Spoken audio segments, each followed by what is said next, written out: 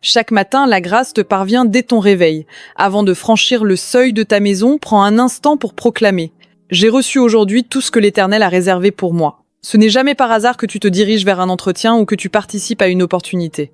Imaginez que 10 personnes se présentent pour un poste, et à mesure que les appels se font, 7 sont sélectionnés, mais pas toi. Pourquoi cela semble-t-il toujours t'échapper ? Pourquoi fais-tu souvent partie de ceux que l'on n'appelle pas, de ceux qui restent en retrait ? Chez toi, ton mari rentre souvent accablé, le visage fatigué, ses mots marqués par la frustration. Encore une fois, ça n'a pas marché. Pourquoi semble-t-il qu'aucune opportunité ne lui sourit ? Pourquoi les autres avancent-ils et réussissent-ils alors que pour lui, les portes restent fermées ? Et toi, en tant que femme, pourquoi sembles-tu enchaîner les épreuves ?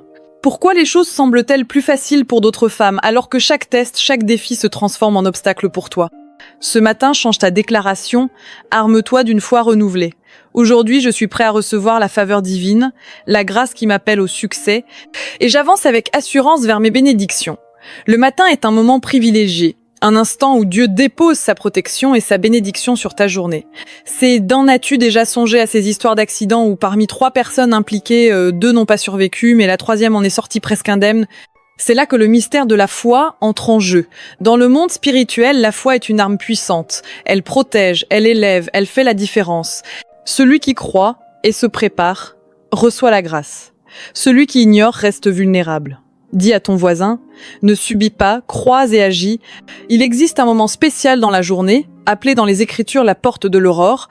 Dans Genèse 28, 18, la Bible évoque cette heure de la visite divine, de la révélation. Rappelle-toi de Jacob, au lever du jour, il a eu une vision des anges montant et descendant une échelle céleste, un moment où le ciel luit 7 heures, l'aube, et celle où les anges viennent te parler, te révéler des vérités cachées, t'apporter des messages de Dieu pour ta vie. Pour cela, tu dois te préparer. À minuit, commencez à prier et faites des déclarations. Demande à Dieu que, lorsque viendra l'aube, tu sois prêt à accueillir ça ainsi. Chaque matin devient pour toi une nouvelle porte d'opportunité, un moment où le Seigneur te dit aujourd'hui, il y a des âmes qui chaque matin reçoivent des directives précises de sa part. J'ai rencontré une femme récemment et à chaque aurore, elle entend la voix de Dieu lui indiquer exactement quel bureau fréquenter et lesquels éviter. Et chaque jour, elle marche ainsi, guidée par cette divine sagesse, et là où elle se rend, le succès l'accompagne. Pendant que certains se lèvent sans orientation, comme des voyageurs sans boussole, d'autres, dès l'aube, sont déjà enveloppés de mystères et de bénédictions célestes. Pourquoi ? Parce qu'ils se sont préparés la nuit et à l'aurore, les anges les visitent. Ces âmes ne sont pas laissées au hasard. Les anges viennent directement chez elles, guidés par la lumière de leur foi.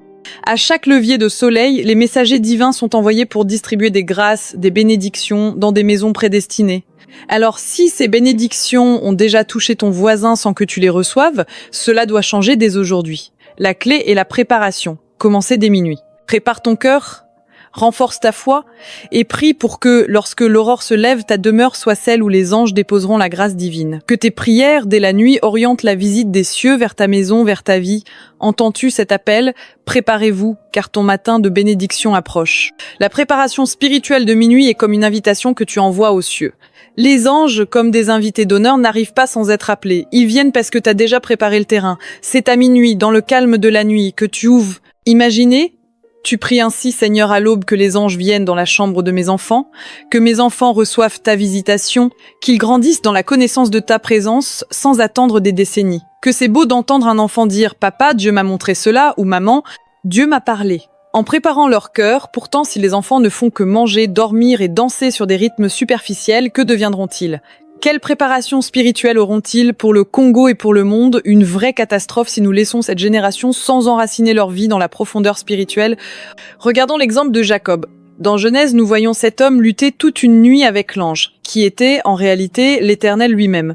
Jacob a tenu ferme jusqu'à l'aurore, jusqu'à ce que Dieu dise « Laisse-moi alors, dès aujourd'hui, décide de préparer tes nuits pour que, dans la lumière de l'aurore, les bénédictions divines entrent non seulement dans ta vie, mais aussi dans celle de tes enfants.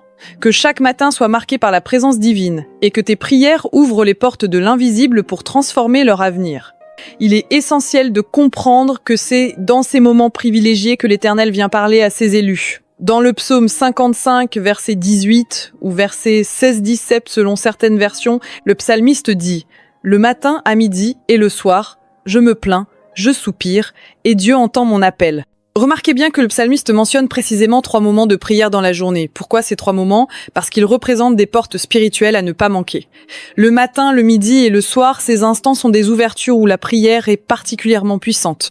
Certaines traductions parlent du soir comme de la nuit, rappelant l'importance de saisir ces moments où le ciel est ouvert. Ces portes sont des opportunités pour que nos prières montent avec efficacité. Ne prie pas sans discernement. Prie avec compréhension, sachant que tu te tiens devant des portes ouvertes pour recevoir, invoquer et entrer dans la présence de Dieu. Que ta prière devienne une connexion puissante avec le divin.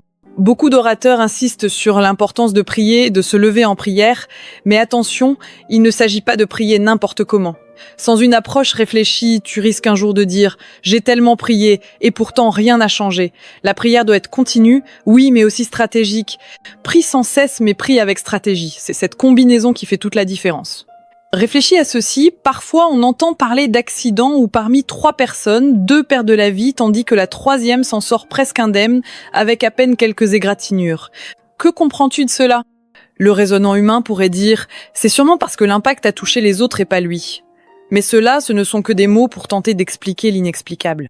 La réalité spirituelle est bien différente. Celui qui s'en est sorti, celui qui a été épargné, été protégé, il avait une couverture spirituelle que les autres n'avaient pas. Voilà pourquoi ta prière doit être précise et intentionnelle afin de garantir cette protection divine. Prie avec foi, mais aussi avec compréhension et stratégie, et tu verras les fruits de ta prière se manifester dans ta vie et celle de tes proches. Mais comment cette personne a-t-elle été protégée? Est-ce grâce aux prières ferventes de son Père, par ses dîmes, ses offrandes? La Bible dit que Dieu renouvelle ses bontés chaque matin. Dis-le avec force, chaque matin, pas chaque nuit. C'est le matin que Dieu te donne la protection pour la journée à venir. C'est au levier du jour que tu reçois la grâce et la faveur nécessaires pour affronter le monde. Imaginez, avant de sortir de chez vous, de déclarer « J'ai reçu tout ce que l'Éternel a prévu pour moi aujourd'hui ». C'est cette parole qui t'accompagne et te protège. Habitue tes enfants à faire de même avant de partir à l'école, qu'ils disent un mot au Seigneur, demandant sa bénédiction. Rien n'est le fruit du hasard. Imaginons que vous alliez à un entretien en groupe de 10 personnes. Au moment des appels, certains sont retenus, mais pas toi. Pourquoi ? Pourquoi est-ce que souvent on dirait que tu fais partie des échecs, que les autres avancent tandis que toi tu restes en arrière? Est-ce parce que tu manques d'intelligence, de capacité? Non. Alors, dès aujourd'hui, change de perspective. Préparez-vous chaque matin en demandant la faveur divine, en recevant pleinement ce que Dieu a préparé pour vous. Ne laisse aucune journée commencer sans cette déclaration de foi et de confiance en sa protection et sa grâce pour toi et pour tes enfants. Pourquoi es-tu toujours sur une liste obscure? Cela doit changer au nom de Jésus. Je déclare que c'est une semaine de victoire. Dis amen avec foi et en même temps, entre dans une autre liste, une liste de bénédictions et de succès. Je te retire de cette liste de limitations au nom de Jésus. Être-tu un mari qui rentre chaque soir à la maison abandonné, disant que ça n'a encore pas marché pour lui? Pourquoi pour lui cela semble-t-il toujours bloqué, alors que d'autres avancent? Pourquoi, pour d'autres femmes, tout semble se dérouler sans obstacle, tandis que ta vie est marquée par des échecs répétitifs? La faveur de l'aurore est pour toi, mais tu dois la saisir. Regarde Jacob, il a reçu une bénédiction qu'il a distinguée, mais pas simplement parce qu'il était le fils d'Isaac. La clé de sa transformation réside dans cette rencontre divine à l'aube, quand il a lutté avec l'ange jusqu'à ce que son identité et son destin soient changés. Alors aujourd'hui, change d'approche, reçois la faveur de l'aurore comme Jacob l'a fait, dis amen avec puissance et sors de la liste des échecs pour entrer dans celle de la grâce et du succès divin. Que cette semaine marque le début d'une transformation profonde pour toi et pour ceux que tu aimes. Jacob était différent, non pas simplement parce qu'il avait reçu la bénédiction de son père. C'était pas ce qui avait véritablement marqué sa vie. La grande différence de Jacob est née le jour où il a lutté avec l'ange, le jour où il a refusé de lâcher prise jusqu'à obtenir la transformation qu'il cherchait. Ce jour-là, il a entendu des mots qui ont changé son destin. Ton nom ne sera plus Jacob, mais Israël. Ce n'était plus Jacob, l'homme en quête de bénédiction, mais Israël, l'homme porteur d'une nation. Aujourd'hui encore, c'est pas Jacob qui est au centre de l'histoire, mais Israël. C'est cette identité transformée qui a bouleversé le monde. Ce moment de lutte a été comme une transmutation, une transformation radicale de son être, pour reprendre un terme qui fait écho à la puissance de changement complet. Jacob n'était plus celui qu'il avait été. Il était Israël, celui qui porte en lui une destinée divine. Il y a une grande différence entre Jacob et Israël. Jacob n'était pas redoutable, mais Israël l'était. C'est pas Jacob qui a marqué l'histoire, c'est Israël. La Bible déclare clairement que celui qui bénit Israël est béni, et cela n'a rien à voir avec Jacob. C'est le jour où l'ange a dit à Jacob « Aujourd'hui, tu n'es plus Jacob, tu es Israël, que tout a changé. Cette transformation n'était pas simplement un changement de nom, c'était un changement radical d'identité. Cela te montre aussi quelque chose de puissant. Le nom d'une personne révèle la grandeur de son identité. Le nom ne doit pas être pris à la légère. En tant que parents, nous devons être conscients de la signification des noms que nous donnons à nos enfants. Ne choisissez pas des noms au hasard. Par exemple, tu ne peux pas simplement appeler ton enfant Nutella ou Ketchup parce que tu aimes ces produits. Le nom que tu donnes à ton enfant a un impact spirituel et affecte son destin. Ce moment précieux que nous passons chaque matin avec Dieu avant de commencer notre journée a aussi un impact profond. Il façonne notre relation avec lui et influence la manière dont nous vivons notre quotidien. Cela commence dès l'aube lorsque nous déclarons qui nous sommes en lui et ce que nous recevons de sa part pour la journée. C'est ainsi que nous pouvons vivre chaque jour avec la force et la direction que Dieu a destinée pour nous. Le psaume 5, verset 3 nous enseigne « Éternel, le matin tu entends ma voix. Le matin je me tourne vers toi et je regarde. » Ce verset souligne la beauté du matin comme un moment privilégié pour se tourner vers Dieu, lui confier nos préoccupations et chercher sa direction. Prendre un temps de prière le matin nous permet de commencer la journée avec Dieu au centre de notre vie. C'est un acte puissant qui place notre relation avec lui en priorité. En nous appuyant sur sa guidance dès le matin, nous établissons une fondation solide pour affronter les défis et les tentations qui se présenteront à nous. Le matin est aussi un moment propice pour rendre grâce à Dieu pour les bénédictions de chaque nouveau jour.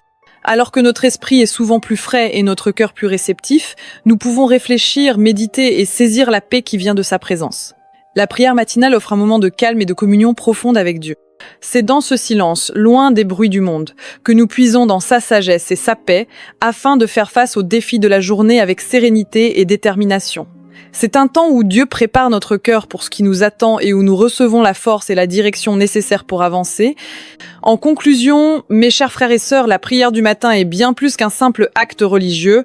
Elle est un moment sacré, un rendez-vous divin qui nourrit notre relation avec Dieu et nous prépare à affronter chaque journée sous sa direction bienveillante. En plaçant Dieu au début de notre journée par la prière, nous reconnaissons notre totale dépendance à lui et nous nous ouvrons à la richesse de sa grâce infinie. Puisse chaque matin devenir pour nous une opportunité de prier avec sincérité et constance, un moment où nous cherchons à être plus proches de lui, sachant qu'il est toujours là, prêt à nous écouter, à nous guider et à nous remplir de sa paix. Que notre cœur soit pleinement tourné vers lui dès l'aube et que chaque jour soit une nouvelle occasion de marcher dans sa lumière et sa sagesse. Amen.